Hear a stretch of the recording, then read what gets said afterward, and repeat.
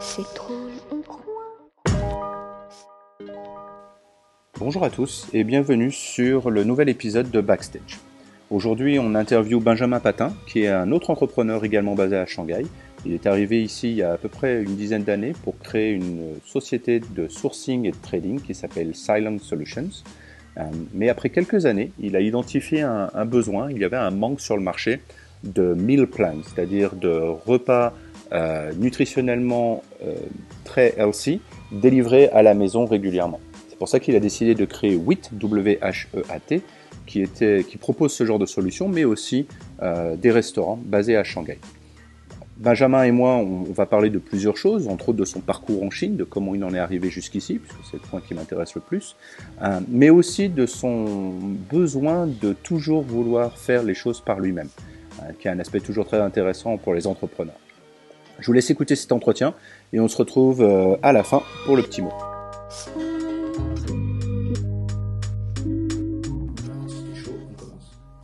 Ok. Eh ben, bienvenue Benjamin. Aujourd'hui, en fait, ce qu'on aimerait parler, c'est peut-être de ton parcours. Comme on le fait d'habitude, en fait, on va essayer de parler un petit peu plus de comment tu as lancé certains de tes projets. On fait ça assez légèrement et assez simple. Moi, ce que j'aimerais, c'est un peu mieux comprendre ton parcours quand tu es arrivé en Chine, parce que tu as monté une première boîte. Donc, raconte-nous un petit peu comment tu en es arrivé là. Bon, avant d'ouvrir une première boîte, j'ai quand même passé 5 ans à apprendre le chinois à temps plein. Je suis arrivé en Chine à 20 ans, après mon bac STG. Donc j'ai eu mon bac assez tard. C'est quoi un bac STG? C'est gestion? C'est gestion ou commerce. D'accord. C'est comment on appelle ça? J'ai oublié. Ouais. Sciences des technos de gestion. Exactement. Donc spécialisé en gestion, je suis arrivé ici à 20 ans. Mon père qui avait une entreprise en Chine m'a dit de venir faire un tour pour voir comment la Chine se passait. Donc je suis venu, je parlais pas anglais, pas chinois, non plus, enfin espagnol niveau scolaire. Et je suis arrivé en Chine, je travaillais pour l'entreprise en tant que, on va dire, assistant manager ou juste comme ça pour un stage pour voir ce qui se passait. J'ai passé 3-4 mois sur place, prendre des cours de chinois en anglais, donc je devais apprendre l'anglais et le chinois en même temps. Et après 6 mois, j'ai décidé avec mon père et ma mère de rester en Chine plus longtemps. D'accord. Et à commencer les études de chinois. Donc j'ai commencé par des cours intensifs de chinois pendant 1 an et demi. Enfin pendant 1 an après ces 6 mois-là. Et après cette année-là, il a fallu se mettre sur un parcours plus sérieux. Donc chinois à temps plein, licence de chinois. D'accord.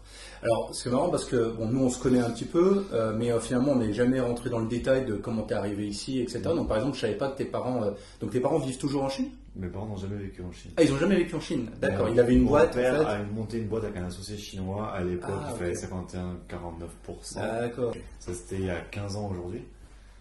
Quand il a commencé la Chine, c'était il y a 15 ans. Moi, je suis arrivé il y a 10 ans. Ouais. Et donc, il y avait quand même une belle entreprise bien établie, une nouvelle usine. Enfin, c'était quand même une grosse structure avec 150 employés, je crois, qui fait du mobilier pour magasin.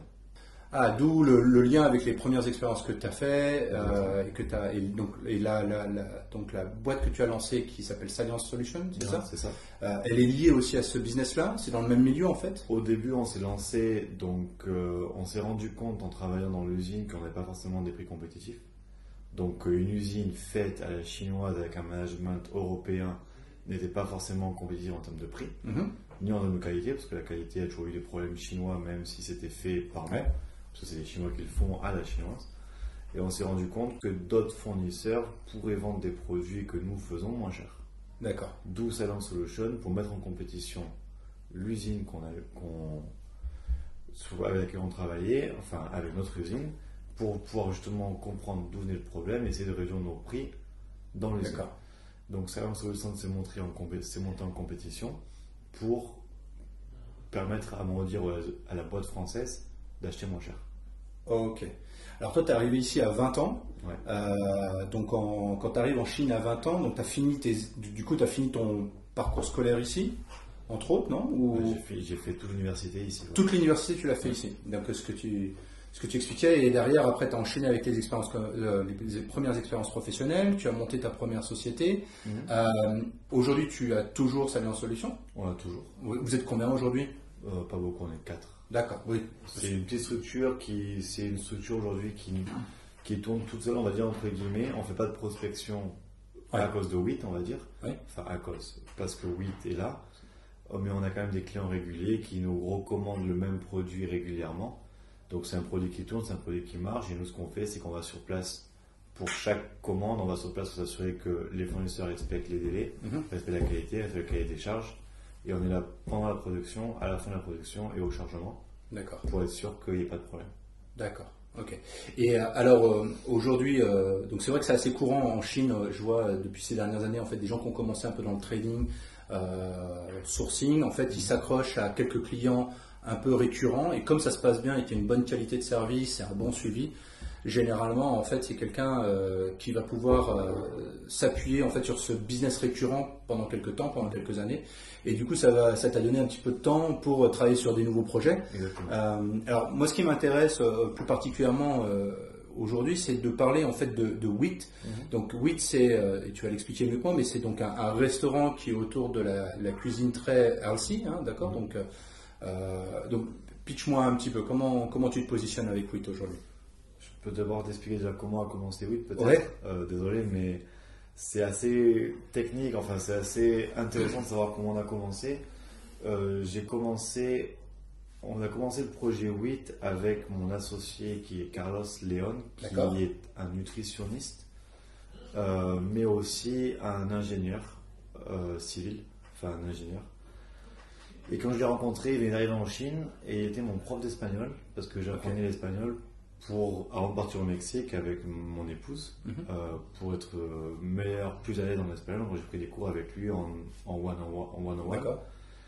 Et en discutant, on discutait un peu de sport, de nutrition, etc. Et lui me disait que pour avoir un bon corps, on va dire le six-pack bien défini, etc., ça peu importe comme 2 fois par jour ou par semaine tu vas au sport, si derrière la nutrition n'est pas suivie, le sport est inutile, entre guillemets. Donc c'est avant tout la nourriture, avant tout la nutrition. Ça dépend des objectifs. Si tu veux vraiment avoir un corps visuel joli, la nutrition est plus importante que le sport. Si après c'est vraiment du sport pour se dépenser, pour se sentir bien, etc.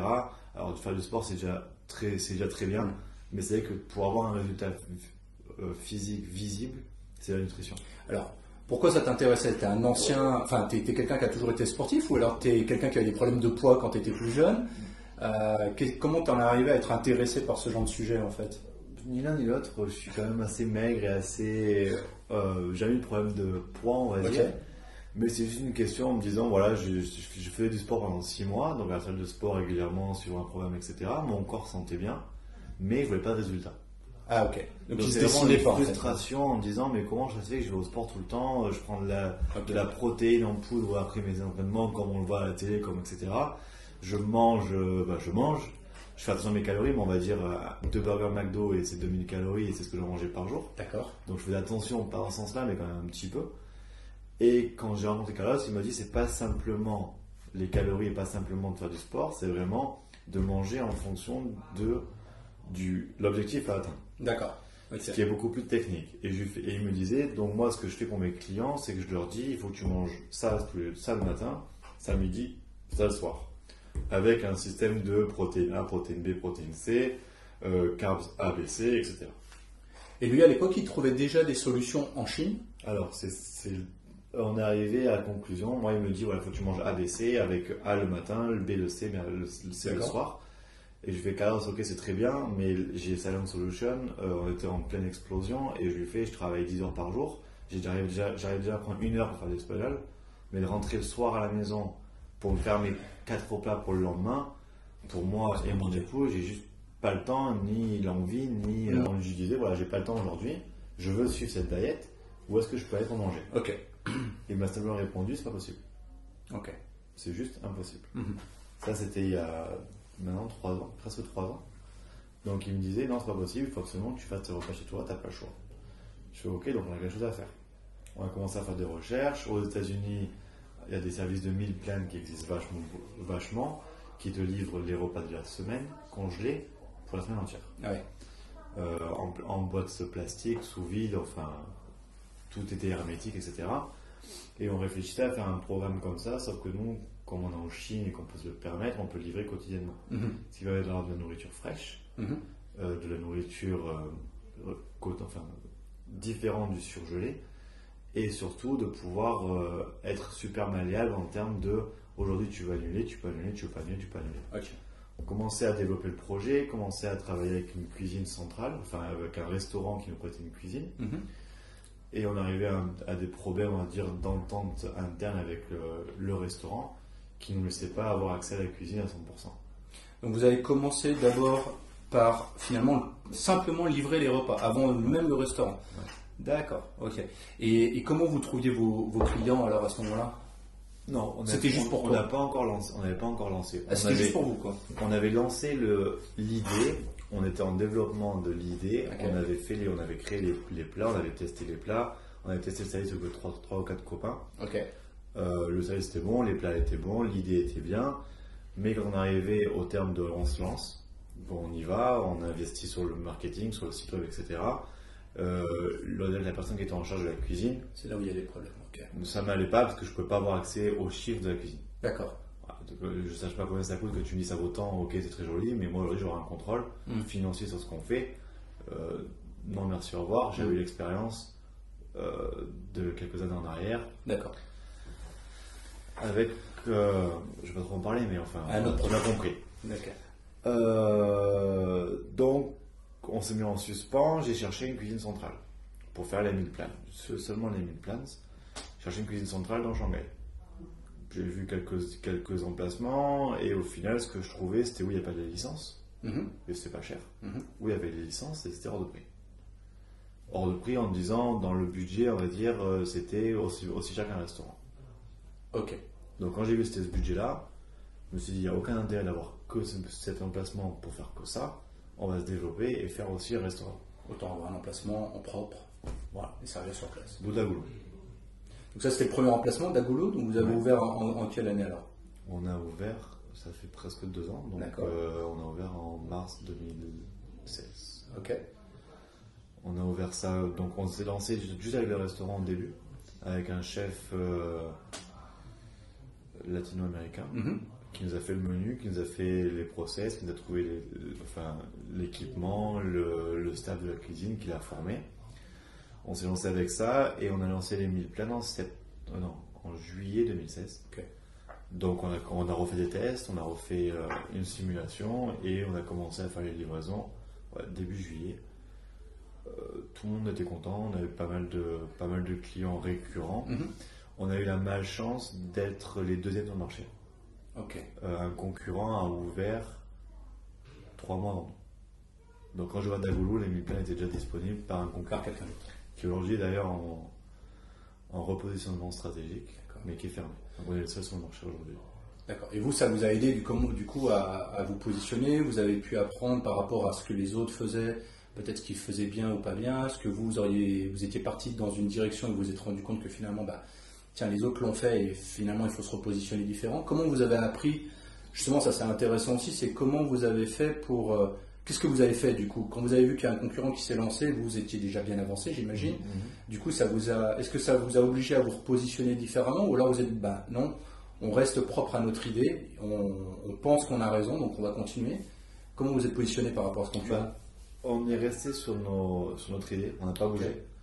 On a réfléchi, est-ce qu'on s'aligne sur les prix, est-ce qu'on change quelque chose, etc. Non, on est resté un poil plus cher. Ok. On est resté un poil plus cher, on est resté sur la même qualité de produit, on est resté sur le même concept. Ils se sont fait fonder par quelqu'un de très connu. D'accord. Donc tant mieux pour eux. Et par la suite, on va augmenter leur prix. Donc c'était moins cher sur les premières entrées de produits, mais beaucoup plus cher sur les produits un peu plus chers. Donc au final, on était entre les deux. Et non, on est resté là où on était. On n'a jamais augmenté nos prix et jusqu'à aujourd'hui, on n'a pas pris d'augmentation sur notre prix de menu. Donc aujourd'hui, en fait, vous avez comme une grosse partie de votre clientèle qui achètent les meal plans. Est-ce que ces gens-là sont des gens qui vont aussi venir dans les restaurants ou est-ce que c'est vraiment deux clientèles différentes selon toi aujourd'hui? On a quelques personnes qui viennent manger chez nous régulièrement le week-end. En plus des meal plans. plans. D'accord, ok. Il y a des gens qui viennent des fois le soir en disant vous pouvez me faire livrer, je vais venir manger au resto ce soir, est-ce que vous pouvez me réchauffer mon repas sur place? On le fait volontiers. Ils vont souvent venir avec un copain, une copine qui veut aussi manger ensemble. Donc eux, ils ont leur meal plan, ils ont leur gamelle, on va dire, et ils peuvent se faire réchauffer sur place, se faire servir comme si c'était au restaurant, et c'est contrôlé par rapport à ce qu'ils ont besoin. Donc ils sont super contents parce qu'ils peuvent sortir, profiter et avoir leur plat. Peut-être pas beaucoup, mais je dois avoir une dizaine de clients qui font ça régulièrement. Ok, parce qu'on est bien d'accord, donc quand tu parles de meal plan, juste pour être très clair, c'est que chacun a un programme spécifique. Tout à fait. Donc, et comment ça se passe? C'est qu'il y a un entretien qui est passé du coup avec ton partenaire Carlos ou... Aujourd'hui, on a un formulaire en ligne. On demande à chaque personne qui veut savoir quel est son besoin nutritionnel de remplir un formulaire en ligne. On leur répond sous 24-48 heures. Et on leur dit voilà, on vous suggère de manger tant par jour. Ok. On essaie de faire ça le premier mois et après le premier mois on adapte. Parce que même si avec les numéros ça dit ça, le corps de chaque personne est différent, la méthodologie est différente, ils vont réagir différemment et il faut adapter tous les mois. Okay. Mais on ne peut pas adapter toutes les semaines, on ne peut pas adapter tous les 3-4 jours, il faut vraiment faire sur une période un peu longue pour voir quel est le résultat. Et il faut bien sûr pas tricher sur je dis je vais au sport 3 fois par semaine et ne pas y aller. Bien sûr. Et toutes ces choses-là.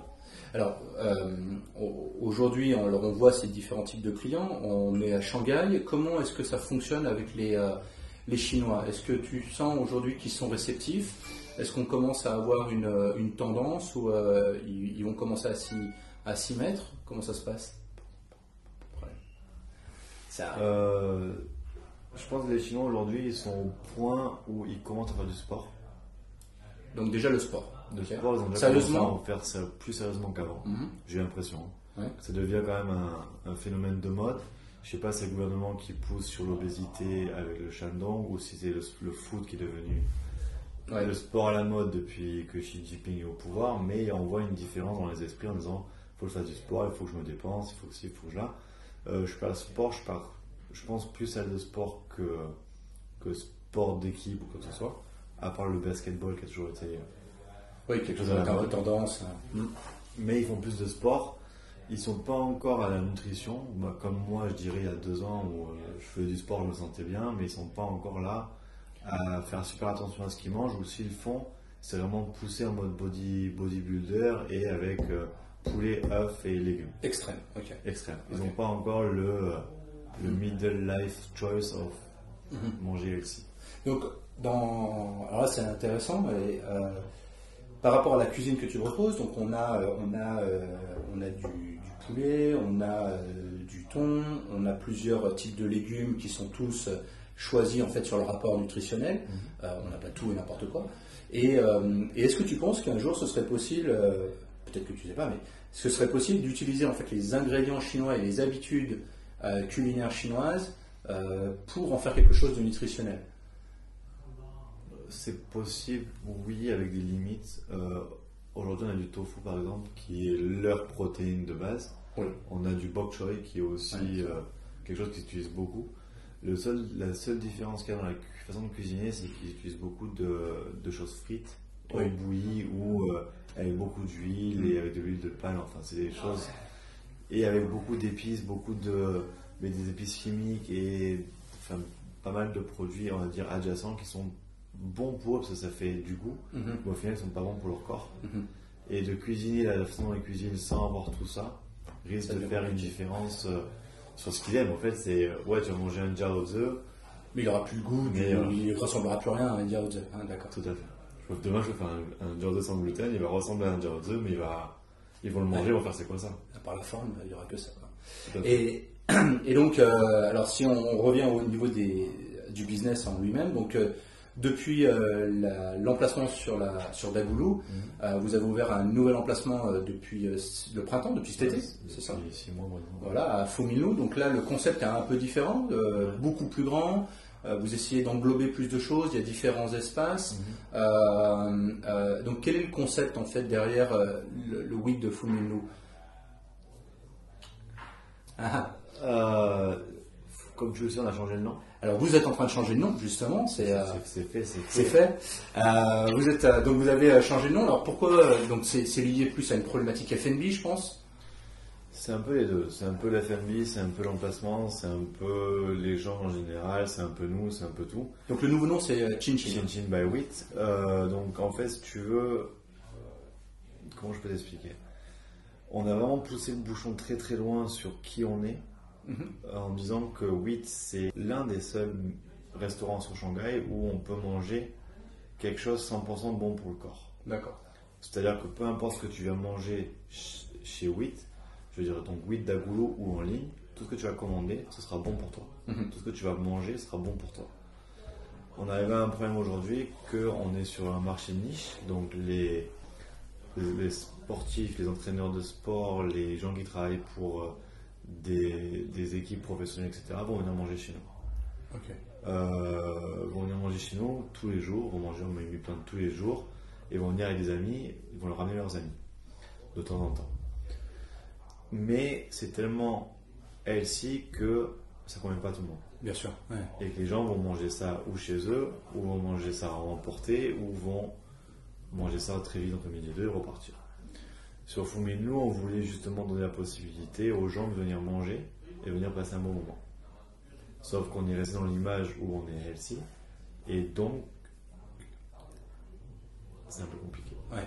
Donc l'idée en fait c'est d'être capable de venir avec 3-4 amis, prendre une table, mais de se dire que moi j'aimerais manger, je veux faire un peu plus attention pour X raisons, donc je suis capable de venir aujourd'hui à Chin Chin, donc by Wheat, et de manger quelque chose en ligne avec ce que je me suis fixé nutritionnellement, mais que si en face de moi, avec moi, ils ont envie de boire des bières et de se faire un burger ou des pizzas, c'est aujourd'hui tout à fait possible. Tout à fait. Et est-ce que ces autres produits, du coup, gardent quand même une influence un peu healthy, ou finalement on vous dit non, une pizza c'est une pizza et on reste sur quelque chose de... Non, il y a toujours on fait quand même un effort sur les ingrédients et sur la qualité des produits qu'on met dans nos plats finaux. D'accord. Mais pas tout le monde est censé le savoir. Et si tu sais que ça t'intéresse, tant mieux, mais on ne veut pas dire voilà, c'est 100% healthy et tu vas bien le manger. Plein de gens se disent ok, c'est healthy, ça va être sans goût, ça va être végétarien, végétalien, etc., etc. On ne l'est pas, on l'a, mais on n'est pas que ça. On avait beaucoup de problèmes au tout début de Wheat d'Agulu avec des gens qui passaient, des Chinois qui passaient dans la rue. La femme voulait rentrer et le mari regarde, voit le logo avec une fleur, voit écrit Healthy Eatery en chinois et se dit ah non mais ça c'est végétarien, j'ai pas envie de manger végétarien aujourd'hui. Voilà. On va dire des stéréotypes en fait. Stéréotypes complètement j'ai aussi un autre exemple, c'est l'équipe de Shanghai Shark, donc de basketball. Ouais. L'un de mes clients réguliers travaille pour l'équipe, n'est pas membre de l'équipe mais travaille pour les entraîneurs, enfin le groupe de gens qui s'occupent de l'équipe, en disant qu'ils s'entraînaient dans un centre, tous ensemble avec le foot, le volley, le basket, etc. Qu'il avait une cantine entre midi et deux, qui n'avait absolument rien d'healthy. D'accord. Donc pour les sportifs, c'est compliqué. Eux, ils mangeaient donc chez moi. Ils se faisaient livrer en groupe de chez moi au stand directement. Ils ont fait essayer à l'équipe chinoise, qui a dit ah ça c'est dégueulasse, alors que j'en mange. Voilà, donc les Chinois, pour eux, c'est quand même assez compliqué. Même les stars, etc., ils n'arrivent pas à comprendre que c'est important, au point même de dire que quand ils sont en déplacement, ils vont manger des pizzas et des burgers avant un match. Ah oui, c'est une autre approche. Donc, Shanghai ou Lumuchi, ils arrivent à Lumuchi, avant le match, ils vont manger 2 pizzas. D'accord. Voilà. Donc, c'est des petites anecdotes qu'on a, bien sûr. mais c'est assez... on n'y est pas encore. Alors par contre, à l'inverse, sans regarder les Chinois, on voit qu'à Shanghai aujourd'hui, dans la communauté occidentale, je pense qu'on surfe complètement sur une vague, pour moi, que je vais considérer comme très californienne, c'est-à-dire les beautiful people, on fait attention à son corps, de plus en plus de yoga, on voit qu'il y a d'autres concepts qui, sans aller complètement dans le healthy, en tout cas, sont partis sur quelque chose d'intermédiaire. Et aujourd'hui, clairement, il y a une vague qui est dans cette tendance-là, donc il ne devrait pas trop y avoir de problème. Je pense qu'aujourd'hui, avec le concept que vous avez, de toute façon, un emplacement extrêmement central à Shanghai, il y a tout qui se passe à un bloc aux alentours, donc ça c'est clair. Et l'espace que vous avez est aujourd'hui grand et complètement modulable, donc on peut y faire tout un tas d'événements, on peut faire plein de choses. Il y a encore un événement de fondation pour lever des fonds pour une fondation samedi, c'était quand même assez énorme. Et on n'y a pas à manger que du quinoa. Donc finalement, vous arrivez aussi à vous adapter au marché et aux besoins des clients, parce qu'à la fin, c'est quand même un business. Et donc on revient plus à la problématique de l'entrepreneur. Alors finalement, aujourd'hui, dans toutes ces aventures, avec tout ce que tu as fait, donc en tout, ça fait combien d'années que tu es en Chine? 10 ans. Et ça fait combien d'années que tu es entrepreneur? Alors, moi, je dirais depuis le début, mais depuis le début. Mon premier investissement, c'était il y a 6 ans maintenant. D'accord. Ok. Enfin, mon premier risque, on va dire, d'entrepreneur. Et alors, est-ce que WIT a été un projet qui a été particulièrement compliqué par rapport à ce que tu as fait avant? Quels ont été les plus gros challenges que tu as eu avec WIT? Ouais, c'est différent. Okay. Le premier WIT était un peu compliqué parce qu'on ne savait pas encore ce qu'on faisait, on n'était pas encore dans le FNB. Moi, j'ai travaillé dans le FNB, mais en tant que serveur en France il y a 15 ans. J'ai toujours adoré, j'ai toujours aimé le contact avec les gens, le service en lui-même, etc. Mais rentrer dans le management d'un restaurant, c'est complètement différent. Enfin, il faut faire contrôler les stocks, les prix des fournisseurs, les temps de livraison, enfin, le staff, etc. C'est autre chose. Vachement intéressant, ça prend du temps, mais c'est... Mon plus gros défi, je pense que ça a été, même pas de former le staff, mais de trouver un bon sous-manager, qui jusqu'à aujourd'hui on n'a pas trouvé. Je pense qu'aujourd'hui mon plus gros défi c'est vraiment ça, c'est trouver des gens de confiance locales qui réfléchissent et qui travaillent comme nous. Ce qui est, je pense aujourd'hui, quasi impossible. Un peu plus compliqué. Il faut des Chinois qui voyagent à l'étranger, ou il faut des Chinois qui sont un peu ouverts d'esprit, et ça devient, non, c'est mon plus gros défi. Après le reste, je parle couramment chinois, j'ai de la chance. Je l'écris, je le lis, donc pour moi c'est vraiment un avantage. Ça a pris du temps, ça paye aujourd'hui. Parce que si j'aurais pas ça, j'aurais une assistante et je ne vais pas faire confiance. Et aujourd'hui, j'ai un problème, c'est que les bons managers sont des Français ou des Occidentaux, mais ils ne parlent pas chinois, donc pour moi j'ai aucun... Il n'y a pas de valeur ajoutée par rapport à ce que tu ferais finalement. Tout à fait. Alors ça aussi c'est quelque chose qui est assez marrant depuis que je te connais, c'est que tu es quelqu'un qui fait beaucoup de choses par toi-même. En fait, tu vas quasiment pas sous-traiter ou déléguer, alors déléguer avec ton équipe bien sûr, mais en fait on est aujourd'hui justement dans la communauté qu'on peut avoir aujourd'hui à Shanghai au niveau des entrepreneurs, c'est qu'il y a toujours un moment quelqu'un qui va aller chercher de l'aide auprès de quelqu'un d'autre. C'est souvent, et je te rejoins complètement, c'est souvent pour des problématiques de langue, parce que je parle pas chinois, donc je ne peux pas aller parler au bureau des taxes ou au constructeur de je sais pas trop quoi. Et toi, tu fais beaucoup de choses tout seul. Tu vois, tu viens de dire que tu as démarré un restaurant, alors tu n'y connaissais rien en restaurant, et je pense pas que tu as payé un consultant pendant des mois pour t'apprendre les métiers de la restauration. Comment tu as trouvé l'énergie en fait à chaque fois de prendre ton scooter ou ton vélo, d'aller au bureau des taxes, d'attendre 2 heures et de te dire je sais pas trop comment on va y arriver, mais voilà, dans 2-3 heures, une fois que j'aurai fini de faire la queue, je vais avoir trouvé les infos. Comment tu arrives à trouver l'énergie les matins pour prendre le truc par toi-même et y aller, quoi? Alors, juste 2 choses. Déjà, le 2-3 heures d'attente, ça je le sais que c'est obligatoire. Donc j'ai mon ordinateur, mon téléphone, ça fait partie du jeu. Okay. Et je travaille en attendant. Pas comme les Chinois qui sont là, vautrés sur le canapé, à leur téléphone, comme ça, à jouer à des jeux pendant 3 heures. Ça, j'ai compris que si tu veux l'avancer, il ne faut pas le faire. Donc, tu optimises.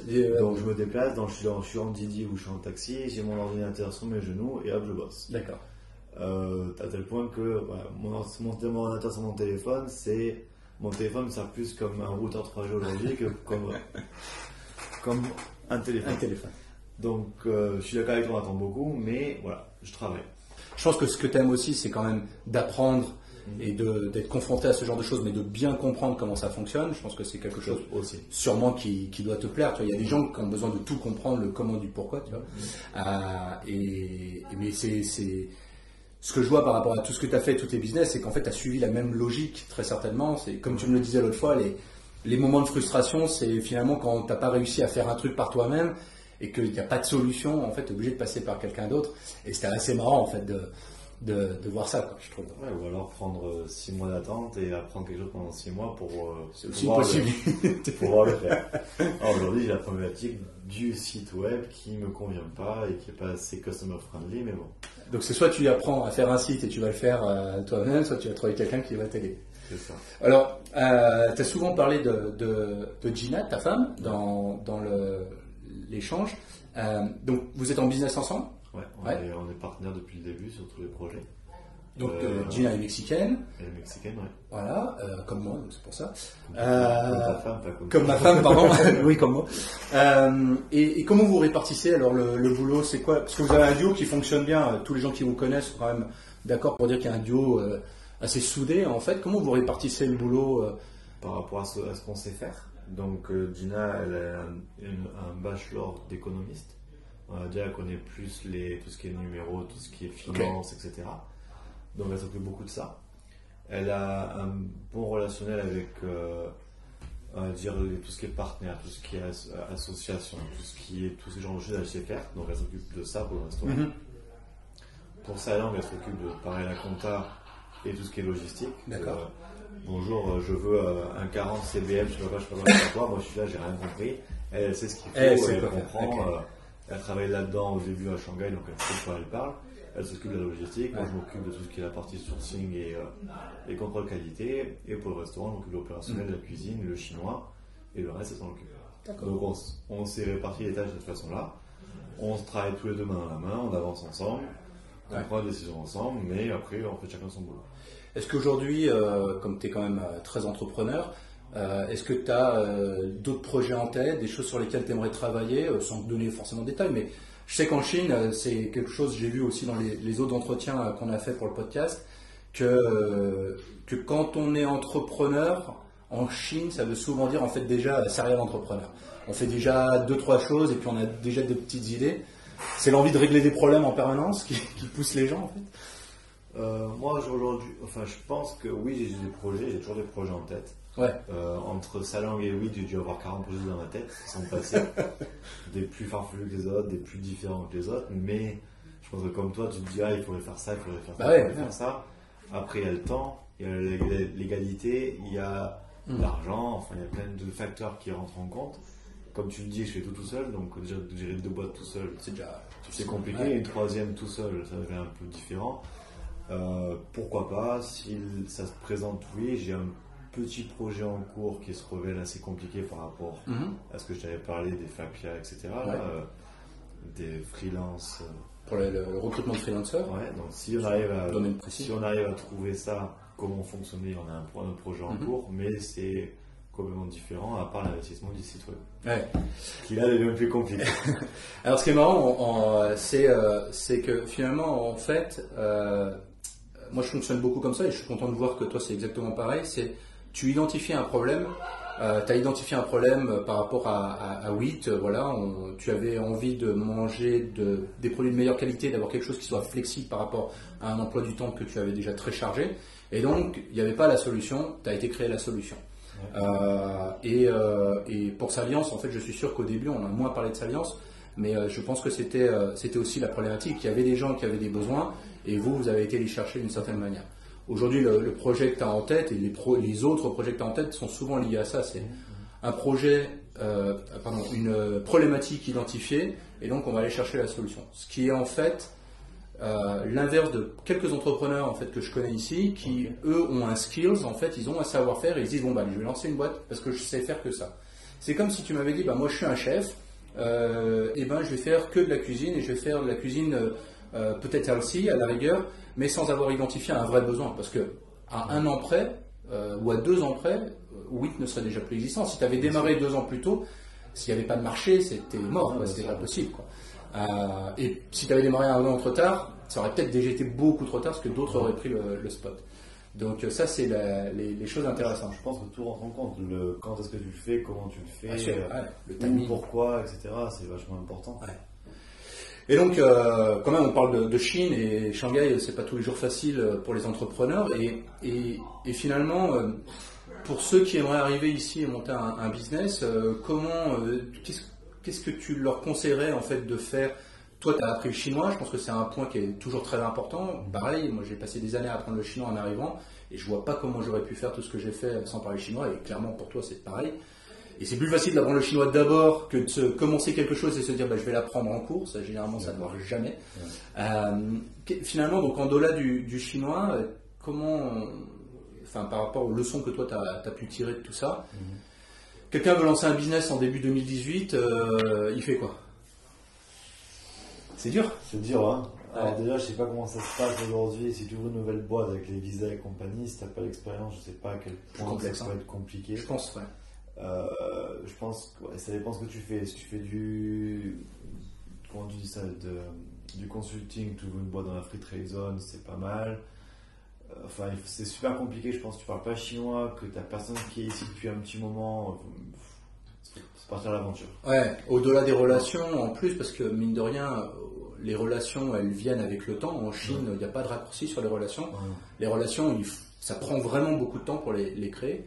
Et c'est vrai que la connaissance de la culture, au-delà de la langue, parce qu'il y a la langue, mais après il y a encore la culture, c'est vrai que ça aide. Après, voilà, si t'as quelqu'un qui est motivé, qui a le temps, qui a un bon projet, etc., il peut toujours venir. Il faut de la patience. Bon, Faut de la et patience. C'est pas le jour, c'est pas t'arrives, t'as un projet, hop, c'est bon, c'est fini et tout est fini, quoi. C'est de la patience, c'est de la pertinence, c'est du travail, c'est sans fin. donc tu vas pas être du genre à recommander à tous tes potes de France de dire allez, venez en Chine, venez vous implanter, ça aide bien.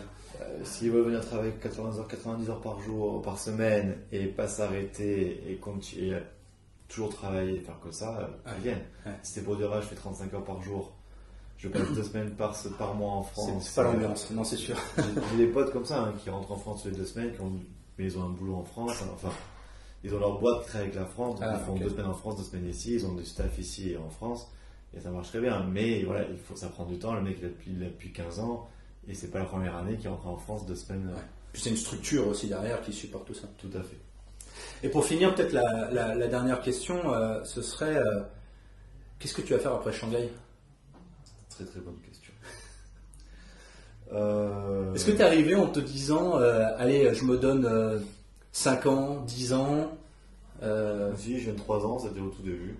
Après 3 ans, j'ai arrêté. ouais. Ce que je dis, moi, ça fait 12 ans que je me dis allez, encore 3 ans.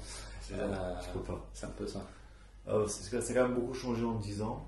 En bien, puis en moins bien, on va dire. C'est quand même plus contraignant d'être ici qu'il y a 10 ans. Bon, on y est, on a nos habitudes, on est bien, etc.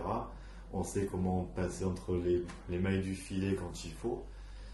Mais non, après, voilà, je ne me vois pas rentrer en France pour plein de raisons.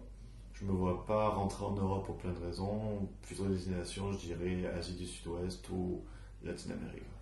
D'accord. Il n'y a pas. Enfin, Il y a pas après avoir voyagé un peu partout, je pense que toi t'es pareil. Hmm. Rentrer en France, ouais, c'est rigolo, quelques semaines à temps plein. Je suis pas attaché à la famille, je suis pas attaché à la France en général. Trop contraignant pour les entrepreneurs, trop contraignant pour plein de raisons. Je suis assez d'accord. Rentrer pour la sécurité sociale, Non. je pense que ça fait longtemps qu'on l'a oublié. Non, puis je pense qu'on rentrerait plus dans le moule non plus, quoi. On saurait même plus travailler finalement. 35 heures par semaine. En France, ouais, donc plutôt Asie du Sud-Est ou Latine-América. Oui, parce qu'en plus, tu parles couramment espagnol, en plus de couramment chinois. Pas couramment. Tu te débrouilles, d'accord.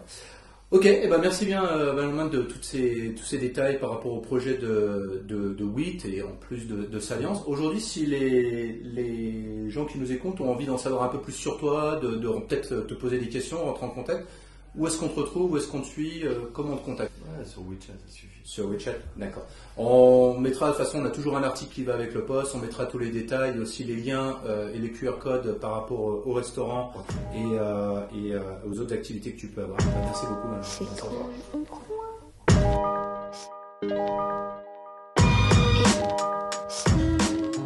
Et voilà, j'espère que cet échange vous a plu. Pour plus d'informations sur Benjamin, WIT et Salem Solutions, je vous invite à visiter nextstephub.com/fr ou encore de vous rendre sur Facebook à nextstephub.fr. Si vous aimez Backstage, dites-le moi. Franchement, des petits commentaires, des likes, des étoiles. Vous pouvez le faire sur Apple Podcast d'iTunes, mais également sur SoundCloud et sur Stitcher pour les utilisateurs d'Android. Si vous êtes basé en Chine, je vous recommande plutôt de vous connecter sur backstage.simplecast.fm où vous pourrez retrouver l'ensemble des épisodes sans VPN. Parlez-en autour de vous, ça m'encourage beaucoup et puis on se retrouve bientôt pour la suite.